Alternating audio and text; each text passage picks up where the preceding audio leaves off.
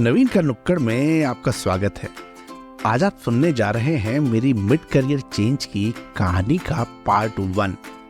और इस पार्ट में मैं आपको बताऊंगा कि कैसे अपनी स्ट्रेंथ को पहचान कर उसे और मजबूत करें। तो सुनिए, शेयर करिए और सब्सक्राइब करना मत भूलिएगा। नमस्ते, मेरा नाम है नवीन चौधरी और आज मैं जैगो के लिए आपसे बात करने आया हूं मिड कैरियर चेंज के बारे में। मिड कैरियर चेंज जो है, हम सबके साथ कभी न कभी एक फेज ऐसा आता है जब लगता है मिड लाइफ में कि हमें कैरियर चेंज करने की जरूरत है। मैं आज उसकी कहानी बताऊं उससे पहले ये बताना बहुत जरूरी है कि कैरियर मेरा शुरू कैसे हुआ। मैं एमए इकोनॉमिक्स का स्टूडेंट था और जैसे किसी भी मिडिल क्लास फैमिली में होता है कि आप एक सरकारी नौकरी की तैयारी कर रहे होते हैं, मैं भी लेक्चरर बनने की तैयारी में था। नेट की तैयारी चल रही थी, पीएचडी के लिए मैंने एनरोल कर दिया था और मेरी तो पूरी फैमिली जो है वो एजुकेशन लाइन में है, तो ये एकदम मुफीद काम था मेरे लिए जो मुझे करना चाहिए था। नेट की तैयारी करते करते मुझे एक प्रोजेक्ट मिला आरबीआई का, और उस आरबीआई के प्रोजेक्ट में मुझे एसएमईज के साथ बात करनी थी। कुछ एक नई पॉलिसीज आने वाली थी, उनको लेके मुझे रिसर्च करना था और उसके बारे में व्यूज लेते हुए लोगों को कुछ कन्विंस करना था। जब मैंने प्रोजेक्ट करना शुरू किया तो मुझे रियलाइज हुआ कि मुझे लोगों से बात करने में मजा आ रहा है। हर किसी को लगता है कि 9 से 5 की नौकरी बहुत हो गई यार, और नहीं करना। जब शाम को 4 दोस्त मिलते हैं ऑफिस के बाद थके हारे, तो हम ये बात करते हैं कि यार अपना कुछ स्टार्ट करना है, ये वाला जो काम है ना ये नहीं करना है। आप सबके साथ हुआ होगा, मेरे साथ हुआ है, हमारे दोस्तों के साथ होता है। अगल बगल में हम आए दिन ये बातें सुनते रहते हैं और बहुत सारे लोग ये नहीं कर पाते, नौकरी करते रह जाते हैं और बहुत सारे लोग अपना कैरियर बीच में चेंज कर लेते हैं। मैं भी एक ऐसा इंसान हूं जिसने कि अपना कैरियर मिड लाइफ में आकर चेंज किया है। ऐसा नहीं कि मैंने अभी पूरी लाइन चेंज की हो, मैंने पहले भी अपने कैरियर को अलग अलग दिशाएं दी हैं। और आज मिड कैरियर कैसे चेंज करें इसके बारे में मैं जैगो के इस कोर्स में आपसे बात करने वाला हूं। लेकिन ये बात जो है किसी ज्ञान के रूप में नहीं करेंगे। ज्ञान जो है मुझे कभी पसंद नहीं आया तो मुझे लगता है आपको भी पसंद नहीं आएगा। तो मैं आपको सिर्फ अपनी कहानी बताऊंगा, लेकिन उस कहानी के अंदर ऐसी बहुत सारी चीजें हैं जो धीरे धीरे हम सबको सिखाती हैं। मैंने खुद अपनी कहानी से सीखा, मैंने बहुतों की कहानी से सीखा, और ये कहानी कैरियर के चेंज से पहले कैरियर शुरू करने की करते हैं। मैं एक मिडिल क्लास फैमिली से आता हूँ। मेरे पिताजी प्रोफेसर थे। मेरे परिवार में मुझसे पहले तक हर कोई पढ़ाने के बिजनेस में ही था। बिजनेस कहना हालांकि पढ़ाने के लिए गलत होगा, लेकिन मार्केटिंग की दुनिया में कई साल रहने के बाद बिजनेस शब्द जो है मेरे जहन में बस चुका है। तो कभी किसी को ऐसा लगे कि पढ़ाई के लिए बिजनेस शब्द इस्तेमाल न करें तो मैं माफी मांगता हूं, लेकिन शब्द कभी कभी आ जाता है इस तरह का। हमारी पूरी फैमिली जो है वो एजुकेशन की लाइन में रही और मेरे लिए भी बेस्ट ऑप्शन यही था कि मैं एमए करने के बाद लेक्चरर बनूं या स्कूल टीचर की तैयारी करूं। नेट की तैयारी चल रही थी, पीएचडी में एनरोल कर दिया गया था और उसी दौरान मुझे एक आरबीआई का प्रोजेक्ट मिला। आरबीआई का प्रोजेक्ट जो मिला उसमें मुझे एसएमई को लेके एक कुछ पॉलिसीज आने वाली थी। उन पॉलिसीज को लेकर मुझे बात करनी थी, बात करके कुछ एक फीडबैक लेना था और कुछ पॉइंट्स पे कन्विंस करना था लोगों को। जब मैं बात करने गया तो मुझे पहले दिन काफी हिचकिचाहट हुई, थोड़ा सा शाई नेचर था।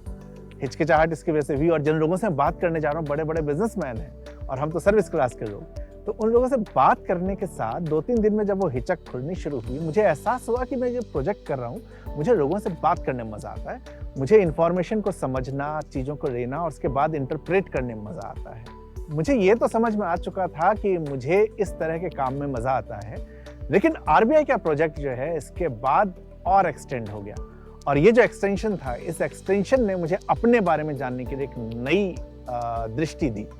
आरबीआई के इस प्रोजेक्ट में कुछ और लोगों को अपॉइंट करना था और उनके साथ इसी तरह के प्रोजेक्ट पे काम करना था, लेकिन जो नीड थी वो नीड ऐसी ही थी जिसमें कि सेम क्वालिफिकेशन के लोग हमें चाहिए थे। तो मैंने अपनी क्लास के ही 2-3 लोगों को उसमें रिकमेंड किया और जब ये प्रोजेक्ट शुरू हुआ हमारे सारे क्लासमेट्स के साथ, तो मुझसे ये कहा गया कि आप ही इनको लीड करेंगे, आप इनको गाइड करेंगे और इनसे काम करवाना, रिपोर्ट लेना, ये सब आप ही को करना है।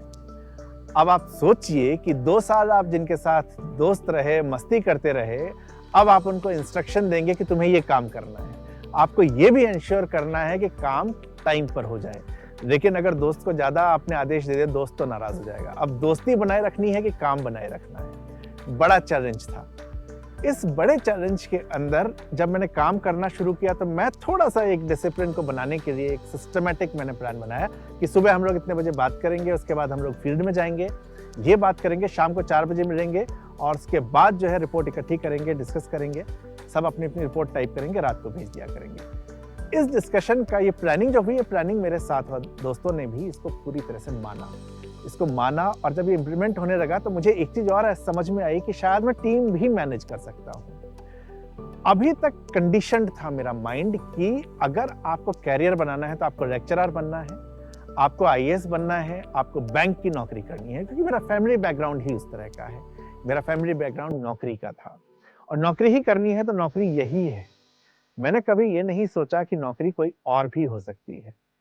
इस समय में मुझे लगा कि मैं कुछ अलग करना चाहता हूं और मैं हैरान था कि मैं क्या करूं। ढूंढना शुरू किया, बात करनी शुरू की और मुझे पता चला कि एमबीए एक कोर्स है, इस एमबीए में मार्केटिंग आप कर सकते हैं, एचआर में जा सकते हैं और मैं जिस तरह की मेरी पर्सनैलिटी है, एचआर या मार्केटिंग के लायक मैं हूँ। और मार्केटिंग की जब बात करेंगे तो उसके बारे में और आगे बताऊंगा, क्योंकि इसमें भी एक ट्विस्ट है कहानी में। एमबीए मैंने किया और एमबीए करने के बाद जो मेरी पहली नौकरी लगी वो थी सेल्स एग्जीक्यूटिव की। मैंने जिस कंपनी में समर ट्रेनिंग की, काफी मेहनत की और वहीं से मुझे प्री प्लेसमेंट ऑफर मिला।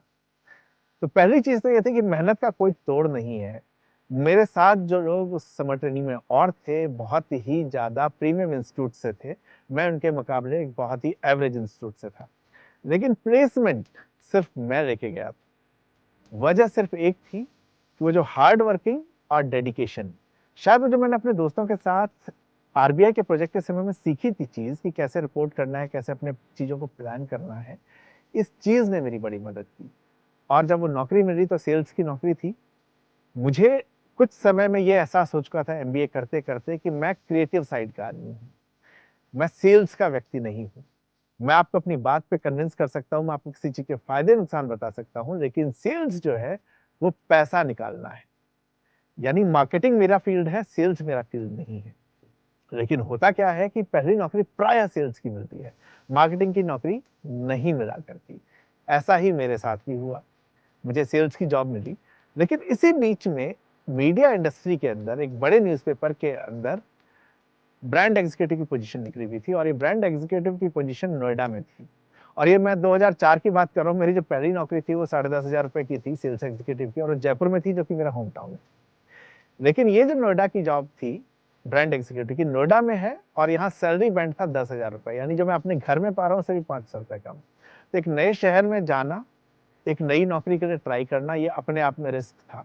लेकिन मुझे यह एहसास था कि मैं सेल्स के लिए नहीं बना हूँ, मैं मार्केटिंग ही करना चाहता हूँ।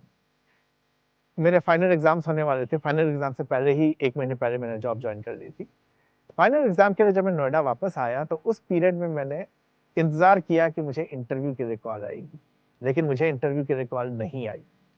इंतजार होता रहा, मुझे लगा कि इंटरव्यू की डेट शायद 1-2 दिन आगे पीछे होगी। नए होते हैं ना, आपको पहुंची, आपको पता नहीं होती है कि प्रोसेस कैसे चलता है, और मुझे कॉल नहीं आई। मुझे जयपुर वापस जाना था, एग्जाम ओवर हो चुके थे, मुझे ज्वाइन करना था।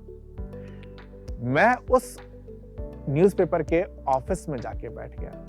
न्यूज़पेपर ही क्यों, मैं आपको ये भी साथ में बताऊंगा कि ब्रांड की नौकरियां तो और भी जगह थी। मुझे हमेशा ये लगा कि मैं जो काम करना चाहता हूँ, शायद वो फैमिली का जो वैल्यूज होते हैं ना, कई बार आपके साथ रहते हैं कि आप सोसाइटी के लिए क्या कर रहे हैं। तो मैं अगर ब्रांडिंग भी करना चाहता हूँ, मैं मार्केटिंग भी करना चाहता हूँ, तो क्या मैं ऐसे प्रोडक्ट की कर सकता हूँ जिस प्रोडक्ट के साथ में सोसाइटी से जुड़ा हूँ। तो एक ये कारण था कि मीडिया जो है ये मेरे को हमेशा अट्रैक्ट करता रहा। प्लस कह सकते हैं मीडिया में ग्लैमर है, वो भी संभवतः अट्रैक्ट करता था। उस समय मुझे नहीं पता था, लेकिन बाद में मुझे जब खुद को आप एनालाइज करते हैं, मुझे रियलाइज हुआ कि शायद वो ग्लैमर था, वो भी मुझे अट्रैक्ट किया करता था। मैं उस मीडिया हाउस के ऑफिस में जाके बैठ गया और मैंने कहा मेरा इंटरव्यू करवा दीजिए। मुझे जवाब मिला कि ऐसे इंटरव्यू नहीं होते हैं, एचआर से कॉल आएगी, और बड़ा टका सा जवाब देके भेज दिया गया। मैंने फिर हिम्मत नहीं हारी, मैंने पता करना शुरू किया कि वहां मैं कैसे एचआर तक पहुंचूं, और मुझे किसी से उनके जीएम का कांटेक्ट मिला कि इनसे बात करो, ये इंटरव्यू करवा सकते हैं। जीएम से मिलने की कोशिश की, लेकिन जीएम से मिलना कुछ ऐसा था जैसे किसी मंत्री से मिलना हो। ये मीडिया हाउस है तो वहां सिक्योरिटी भी उसी हिसाब से थी। मैं उनसे मिल ही नहीं पाया, उनका नंबर मुझे निकालना था। मैंने जीएम का नंबर उन मिनिस्टर के पीए बन के निकाल दिया, और उसको निकालने का जब मैंने जीएम साहब को फोन किया तो मुझे बदले में डांट पड़ी, बड़ी जबरदस्त डांट पड़ी कि ऐसे कैसे तुम फ़ोन कर सकते हो, अगर आप योग्य होंगे तो आपको इंटरव्यू के लिए कॉल आ जाएगी। और ये डांट इस तरीके की थी कि आप हिम्मत टूट जाए, और एक नया फ्रेशर आदमी, उसके लिए तो काफ़ी हिम्मत टूटने वाला था। 1 सेकंड को मैं झटका खा गया, मैं फ़ोन काटने को था कि लेकिन मैंने कहा सर आप मुझे ना इंटरव्यू पे बुला के रिजेक्ट कर दीजिए। अब वो चौंके कि ये कौन सा आदमी जो रिजेक्शन चाहता है। मैंने कहा सर आप मुझे इंटरव्यू के लिए बुला लीजिए, क्योंकि मुझे जयपुर जाना है, मैं चाहता हूँ आप बुला के मुझे रिजेक्ट कर दें, मुझे कोई दुख नहीं होगा, लेकिन आप मुझे बुला भी नहीं रहे। ये बात शायद उनको हिट कर गई, उन्होंने मुझे इंटरव्यू के लिए बुलाया और मेरे 3 राउंड इंटरव्यू हुए और वहाँ मुझे पहली सक्सेस मिली, और जो पसंद मुझे था मैंने वहाँ पर एंट्री की। तो अब तक जो है चीज़ों को शायद उस समय में हमें समझ नहीं आता, हम जो एक्शन लेते हैं। आप भी अपने ज़िंदगी में एक्शन ले रहे होंगे, आपको इमीडिएट कई बार समझ में नहीं आएगी चीज़ें कि आपने जो किया उसका इम्पैक्ट क्या था। लेकिन जब मैं आने वाले समय में अपने कैरियर में सोचता हूँ तो मुझे 2-3 चीज़ें समझ में आई। मुझे उन्होंने धुतकारा, क्योंकि ऐसे बहुत सारे लोग कॉल करते होंगे उनको, बहुत सारे लोग पहुँचते होंगे, बहुत जेन्युइन सी बात है। लेकिन मैंने क्या डिफरेंट किया, जब मैंने उनको कहा कि मुझे रिजेक्ट कर दीजिए, ये ऑटोमेटिकली मेरे उस कॉन्फिडेंस को दिखा रहा था, जो कॉन्फिडेंस उनको एक कैंडिडेट में चाहिए। ये मैंने सोचा नहीं था, लेकिन शायद अंदर से था। तो ये कॉन्फिडेंस जो है, एक बार मुझे समझ में आया कि अगर मेरा कॉन्फिडेंस किसी को दिखता है, ये कॉन्फिडेंस दिखना आपके एम्प्लॉयमेंट के लिए बड़ा मैटर करता है। आपके खुद की बात को एक पूरे विश्वास के साथ कहने के लिए बहुत ज़्यादा मायने रखता है।